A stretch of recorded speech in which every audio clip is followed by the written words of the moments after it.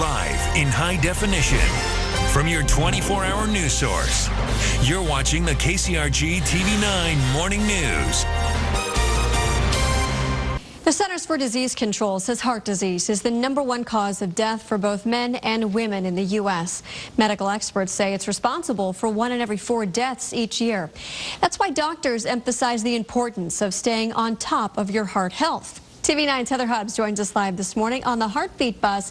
And Heather, getting tested is the easiest way to prevent problems.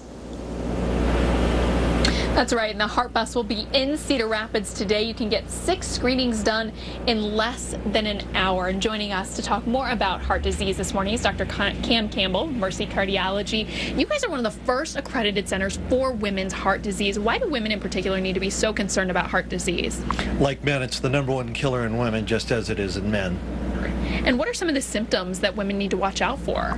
The symptoms would be actually similar to what they are in men. I think there's a very common misconception that women's symptoms are different. Women may explain their symptoms entirely differently, but if you actually sit down and look real closely, their symptoms are basically the same. So 2005, the American Heart Association came out with a statement that said women's symptoms are different. 2006, they came out with a statement saying no, their symptoms are the same. So our mantra at Mercy Medical Center is symptoms first, gender second.